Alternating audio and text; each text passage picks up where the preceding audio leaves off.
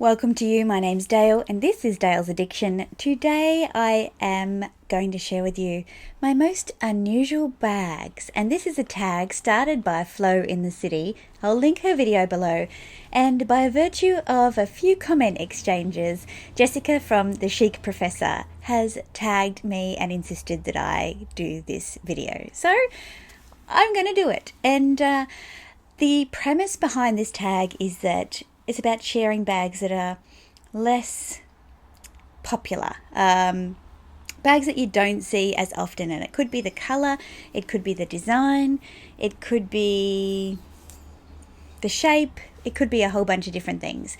So when I was thinking about my most unusual bags, I went straight to the bags that I don't see around very often. So therefore I have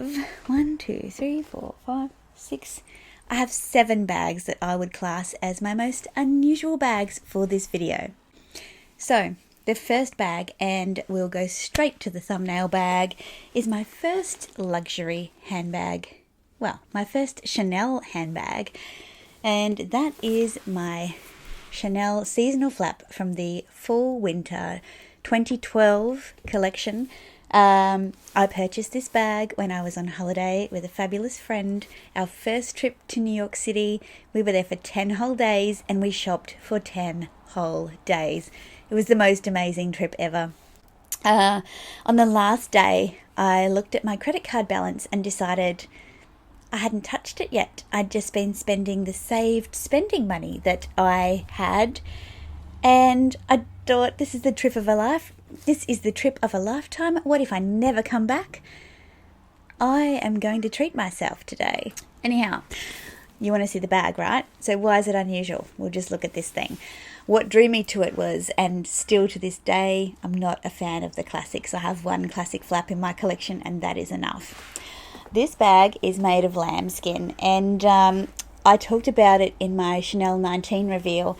You can see how beautiful and soft this lambskin is because it's not pulled tight like the classic flaps. It's much more relaxed. It has the most stunning tweed and what would you call that? Like a glittery thread that goes through it. So you've got the small quilts, which have really, really thick definition here with fabric. Then you've got the larger quilts.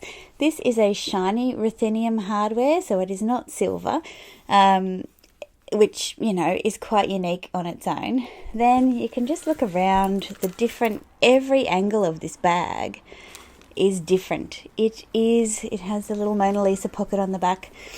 Remember when iPhones were small enough to fit in the back here?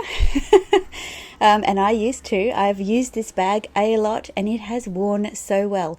There is some wear on the corners, but when you condition the leather, it is hardly noticeable. There's a few little loose bits here and there, but I mean, ultimately it opens with the turn lock and inside it's just a single flap. This is so buttery soft, it's not funny. It's probably because I have used it. It also has the, what do you call these things? These eyelets. I'm going to call them eyelets. The name is not coming to me right now. Which means that it's really easy to change from a single strap to a double strap and so on and so forth. Okay, so here's the little care card that came inside of the bag, and it says, Chanel has selected a material for this leather article that has a look and feel you will love. It has been embroidered by hand. We recommend you avoid allowing it to come into frequent or prolonged contact with fragile materials. Inside of the bag, you can see it was made in Italy. It's got a beautiful little Chanel zipper detail here, just one big zipper compartment, but it's a big one. It goes right along the length of the bag and it is lined in a beautiful silk satin kind of material. So it is a slouchy bag. It has lost a little bit of structure. I mentioned in one of my videos before, you can see here there's stitches that would have joined this part of the bag here. I can get it repaired, and that's from me overloading it with lots and things. I think I travelled around New York with it with an umbrella inside of it. I smashed it, but it is still beautiful. It's still beautiful condition. So yeah, this is I'm going to call this my first unusual bag. This bag started my obsession with seasonal bags, I would have to say, and you will see in my mod shots today that I am wearing a less than unusual outfit. I'm just looking very plain to let my bags do the talking. So the next bag that I've chosen in my unusual bags in my collection is my Fendi mini peekaboo in the Celleria with the Romano leather. Now, the reason I have decided that this one is unusual is because when I was looking for Fendi peekaboos on YouTube and the like, I really struggled to find something that I liked. And for me, it was because I like that done but undone kind of style. I like things to look intentionally unfinished or untidy. And this bag is beautifully finished, don't get me wrong, but it has that real casual chic feel around it with the exposed stitching. And that's what I liked. I don't like things being so perfect that there is no character to them. So it started a love affair with Fendi for me, this bag.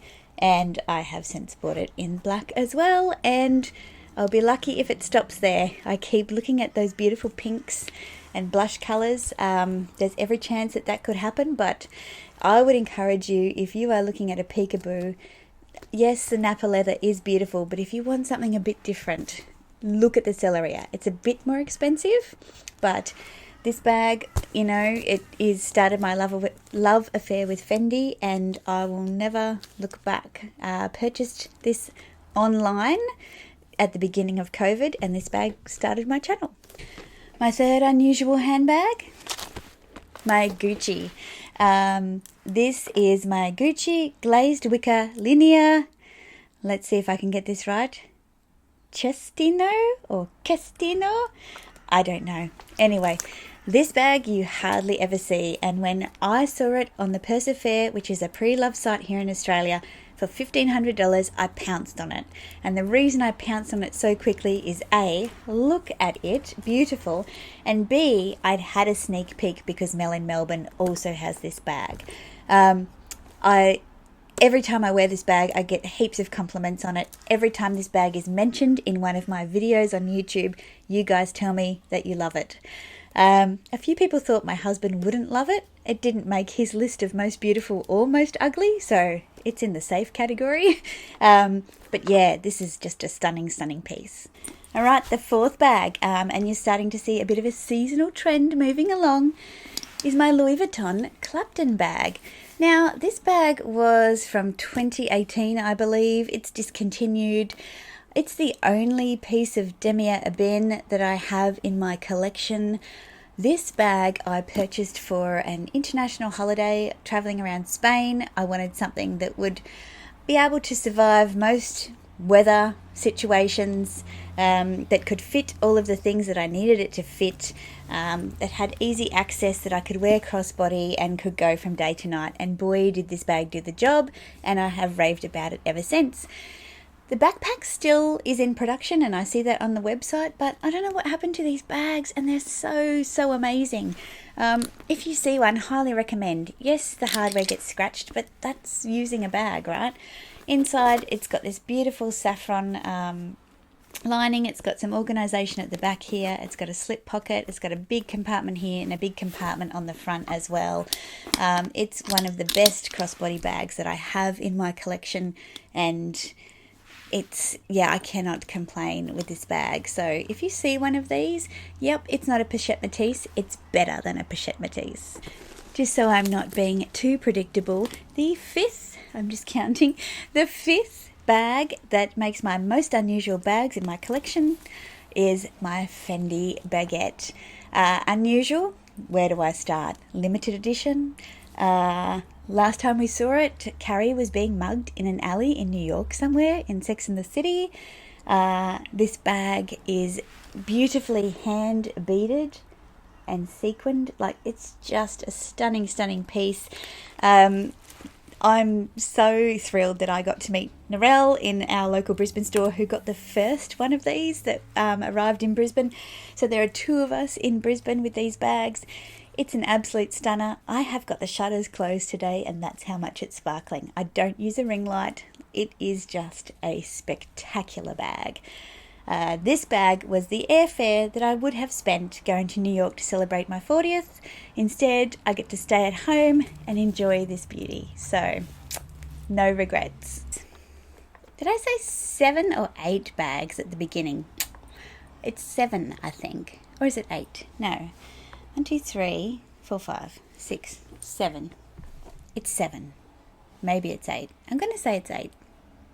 The 6th bag is my Emily in Paris bag. At least that's what I'm calling it. And it's in the dark beige or tan colour with the aged gold hardware. This bag was from the fall winter 2019 collection. I think part 1. Never quite sure with those things. This bag is unlike anything I'd seen from Chanel in terms of how wearable it is. It references the quilted stitching, but it's in a beautiful hardy calf leather. It has a calf flap and the back is just beautifully finished. The strap is perfect for crossbody wear. It's got this playful little coin pouch as well.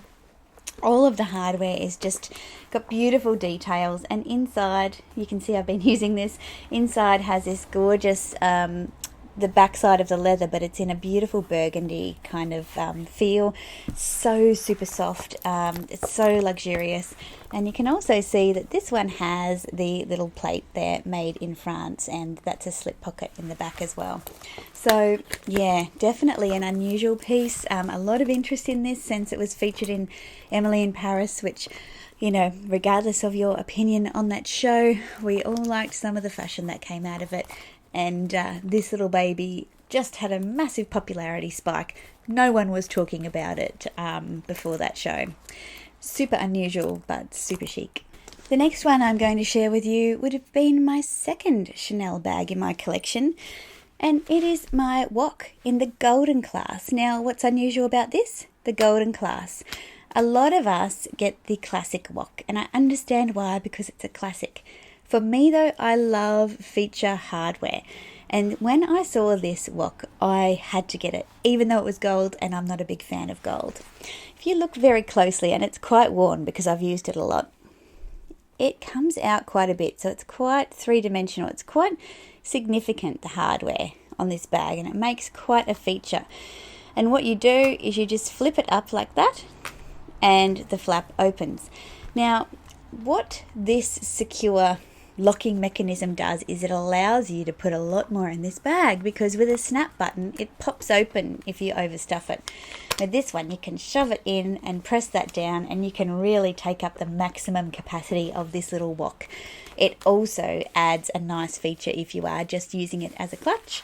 I bought this one brand new from the Brisbane boutique back in 2014, I think, so a couple of years after my first Chanel bag, and it has been a great investment. I'm not sure I would buy one now for the prices that they're going for, but it has been worn and loved, and it will continue to be worn and loved. And the final bag that I'm going to share with you, and I ummed and ahed about including this one in this video, and I thought, why not? I think it's unusual, is my recent Chanel medium denim flap, seasonal flap. It's a single flap. This one has the beautiful faded CCs, silver hardware, one of my favorites. It's got the Mona Lisa pocket, so all of those seasonal kind of reference points. The turn lock, single flap. This strap is long enough, unlike most mediums, on me anyway, that I can wear it crossbody, and I keep it stuffed because it doesn't have any real structure to it. And you can see it also has, still got a sticker on here. Let's take that off together, shall we? Off it goes. Wow, it's mine. It also has the plate saying that it was made in France. So that's 2 of my bags that have that little plate. So it must have something to do with the collections that they come from, that fall winter collection perhaps. This bag, honestly, I am so glad that I got it. This bag is my type of Chanel classic flap. Even though it's not a classic flap, it kind of is. And between, say, this one, like, you start to get a sense for my version of Chanel, right? It's a little bit edgy, a little bit casual, referencing classic styles but in a casual, edgy way. And that's unusual, but beautiful as well. There you have it. They are my most unusual bags. I hope you agree with me. Tell me which of mine are your favourite unusual bags. I do get a lot of comments about my Gucci bag, but I'd like to know, now you've had a closer look at some of the other ones, what do you think about them? If you've liked this video, please give me a thumbs up. Consider subscribing if you'd like to see more videos like this.